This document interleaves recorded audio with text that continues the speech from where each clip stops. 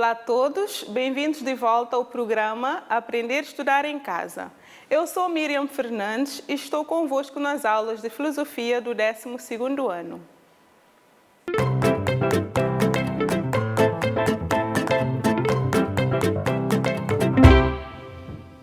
Nós vamos introduzir hoje um tema diferente. Hoje vamos falar sobre a gnoseologia, ou seja, a teoria do conhecimento. Daí que o sumário é mesmo gnoseologia. E ainda vamos ver neste tema a relação entre o sujeito e o objeto no ato de conhecer. Todos nós conhecemos e nós todos sabemos que sabemos alguma coisa. Então, o que é que nós vamos ver hoje? Vamos definir gnoseologia, também definir conhecimento, vamos fazer uma análise fenomenológica do conhecimento e, finalmente, reconhecer a relação que existe entre o sujeito, aquele que conhece, e o objeto no ato de conhecimento. Para começar, o que é então, ou melhor, de onde é que veio a palavra gnoseologia? A palavra gnoseologia veio do grego gnosis, que significa conhecimento, e logos, que significa discurso. Daí que gnoseologia é a teoria do conhecimento que engloba todos os níveis de conhecimento. Estamos a falar desde o senso comum, que também podemos definir como conhecimento empírico, falamos também de conhecimento científico, falamos ainda do conhecimento filosófico e do conhecimento teológico.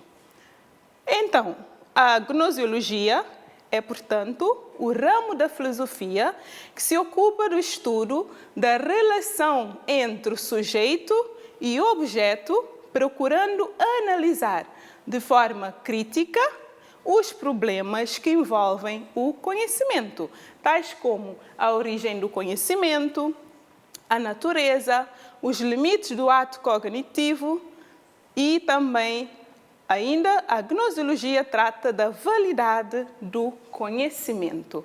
Agora, o que é isto de conhecimento? Nós já vimos que gnoseologia é a teoria do conhecimento. É o ramo da filosofia que debruça sobre todos os níveis do conhecimento, desde o senso comum até ao conhecimento teológico.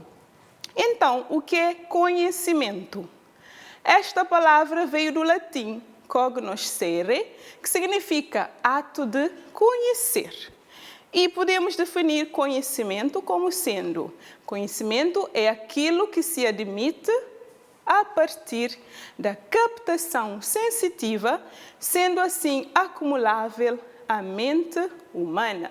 Também podemos definir conhecimento como uma capacidade humana de entender, de apreender. Como podem reparar, temos aqui dois es. Apreender é a mesma coisa que captar e compreender as coisas ou a realidade. Portanto, o conhecimento é possível apenas ao ser humano. Por quê? Porque somente o homem possui mecanismos que lhe possibilitam conhecer. Mecanismos como a linguagem e o raciocínio. Os restantes animais não possuem nem a linguagem, nem o raciocínio. Daí, o homem é o único ser capaz de conhecer. Ok? Prosseguindo, vamos agora então fazer a análise fenomenológica do conhecimento. O que é isto de fenomenologia? A fenomenologia, melhor dizendo, é um método filosófico que permite descrever na sua pureza os fenômenos presentes à consciência, ou seja, aquilo que chega a nós, ou seja, que nos chega à consciência, explica o fenômeno de um modo simples, considerando o sujeito cognoscente, ou seja, aquele que conhece, e o objeto cognoscível. Ok? Agora, analisando o ato de conhecer, porque esta é a tarefa da fenomenologia. Então, através disso, até podem reparar na palavra, veio de fenômeno, aquilo que aparece a nós, a forma como nós conhecemos. Daí, a tarefa da fenomenologia é retratar todos os mecanismos, todos os processos que envolvem o ato de conhecer. Então, vamos falar de alguns pormenores que têm a ver com esse processo de conhecimento. Começamos então. 2 elementos fundamentais presentes no ato de conhecer. Para que haja conhecimento é necessário que haja o quê? Primeiro, que haja um sujeito, que é o quê? Ele é o cognoscente. E o segundo elemento, o objeto, o cognoscível. Não há conhecimento se nós não tivermos sujeito, aquele que conhece, e o objeto. Continuando, há uma relação entre o sujeito e o objeto. A relação que existe entre os dois é o próprio conhecimento, ok? O sujeito só é sujeito em relação ao objeto. E o objeto só é objeto em relação ao sujeito. O sujeito não é sujeito se não tiver objeto, e o objeto não será objeto se não tiver um sujeito. Ainda condicionam-se reciprocamente. Daí que esta relação é ao mesmo tempo uma correlação, ou seja, há uma relação de dependência. O sujeito depende do objeto e o objeto, por sua vez, depende também do sujeito. Ainda, os papéis dos dois não podem ser reversíveis, nem intermutáveis. A sua função é, portanto, diferente. Por outras palavras, podemos dizer que o papel que o sujeito desempenha no ato de conhecer é diferente do papel que o objeto desempenha no ato de conhecer. E não são intermutáveis e nem são reversíveis, o que significa dizer que não se podem trocar de papéis, ok? Ainda, a função do sujeito é apreender, ou seja, captar o objeto, e a função do objeto é a de ser apreendido, ou seja, captado ou conhecido pelo sujeito. Ainda dentro deste processo de conhecimento, ou seja, na fenomenologia do conhecimento, podemos reparar que há 3 momentos, ou seja, que este ato de conhecer processa-se em 3 momentos. Primeiro momento, o sujeito sai de si e projeta-se no objeto. Este sair de si é mais no sentido figurado. Não é possível captar a ideia do objeto sem sair de si. O segundo momento é o momento em que o sujeito está fora de si, está projetado no objeto, ou seja, o sujeito vai captar as impressões do objeto. E no último momento, o sujeito regressa a si, trazendo para a sua consciência o quê? A representação do objeto, aquilo que conseguiu captar do objeto, ok? Mais adiante vamos compreender melhor o que é isto de captar o objeto. Vejamos. O objeto, ao ser apreendido pelo sujeito, não modifica sua natureza. Ele permanece exterior ao sujeito. No entanto, o sujeito, por ter apreendido as características do objeto, constrói uma representação mental do objeto com conteúdo idêntico ao objeto. É isto que, na verdade, acontece. Perante um objeto, o sujeito capta as impressões do objeto, mas o objeto continua estando fora do sujeito. Modifica alguma coisa no objeto? Não. O sujeito é que muda. Algum conhecimento novo é acrescentado. No entanto, o sujeito, por ter apreendido as características do objeto, vai construir na sua mente a representação do objeto.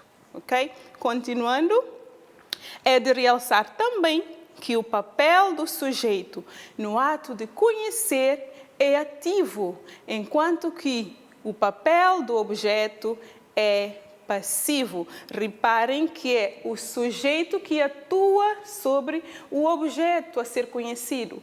Quando falamos de objeto, falamos de qualquer coisa que nos circunda. E nós somos o sujeito que conhece aquela coisa. Ainda dividimos os objetos em reais, tudo que é dado pela experiência, ou seja, aquilo que é captável mediante os nossos sentidos. E daí falamos em experiência. Estamos a falar de objetos reais. No entanto, há objetos ideais, tudo que é pensado. E o próprio Kant falou em quê? Em fenômeno, em coisas que nos circundam, que nós podemos captar através da experiência, e falou em noumeno, aquilo que nos transcende e que nós não podemos captar mediante os nossos sentidos ou a experiência, daí coisas que nos transcendem e que só podem ser pensadas, ok? Tendo em conta que terminamos então a explicação do conteúdo sobre a gnosiologia, já reparamos que no ato de conhecer temos que ter o sujeito que conhece e o objeto que é conhecido, que há uma relação que é ao mesmo tempo uma correlação, que o sujeito para conhecer tem que sair de si, tem que estar fora de si e voltar a si com as impressões ou as características do objeto. Então, vamos passar agora para um exercício para ver se vocês aprenderam alguma coisa.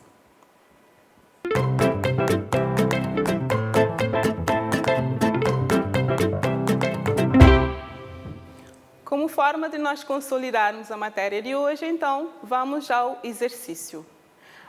O que vocês vão fazer hoje? Vocês vão ler as afirmações, ou melhor, as linhas que nós temos aí. Vocês vão identificar as que são verdadeiras e justificar, e as que são falsas vocês vão corrigir, ok? Então, temos a linha A. A linha A diz: a gnosiologia é o ramo da filosofia que debruça sobre o conhecimento científico. Vocês vão ver aí, ler a afirmação e ver se é verdadeira ou se é falsa. A mesma coisa com a linha B, que diz: a relação existente entre o sujeito e o objeto é, ao mesmo tempo, uma correlação. Ok? Portanto, vocês têm alguns minutinhos para resolver isto.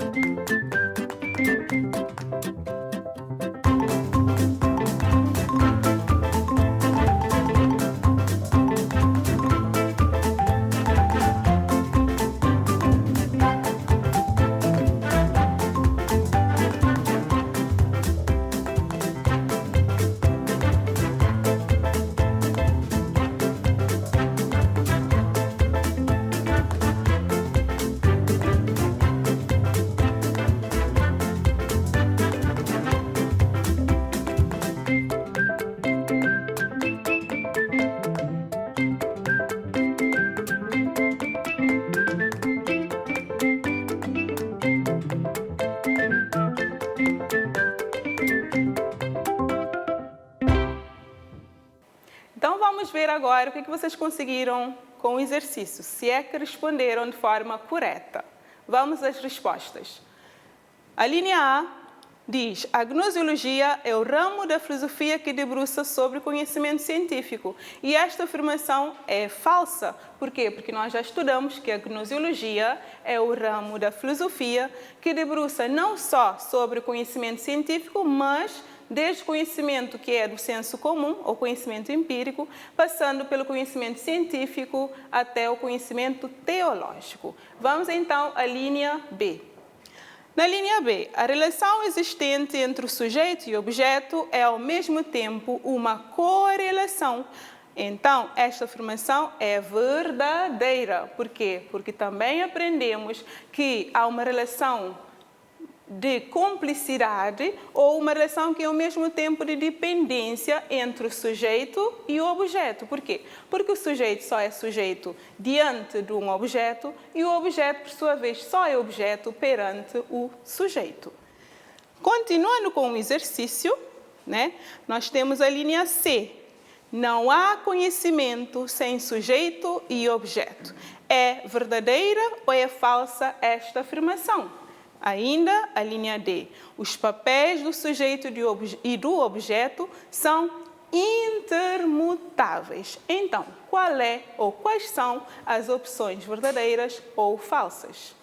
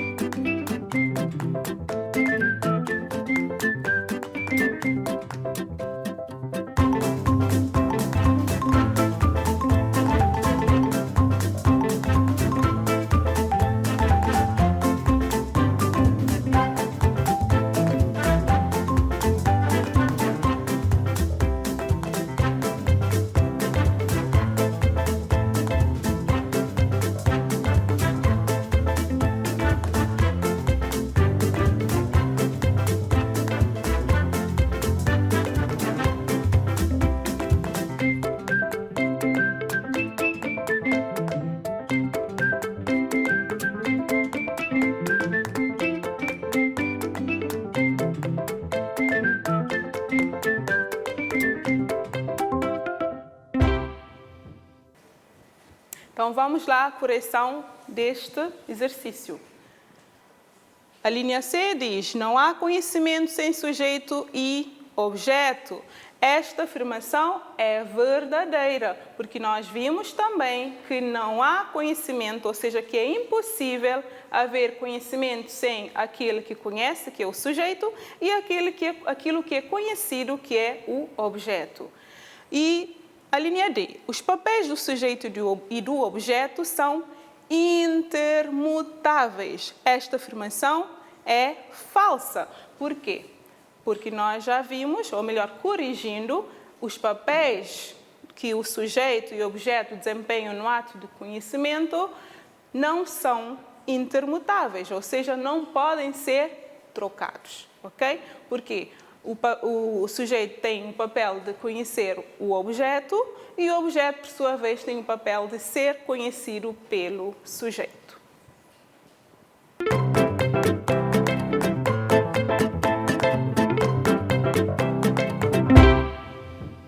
No início da aula de hoje, nós aprendemos que a gnosiologia é a teoria do conhecimento que debruça sobre todos os níveis de conhecimento. Além disso, ela também debruça sobre os problemas que envolvem o conhecimento. Daí que o TPC, ou seja, o trabalho que vocês vão ter que fazer lá em casa, é o quê? Vocês vão enunciar os problemas estudados ou abordados pela gnosiologia, ok?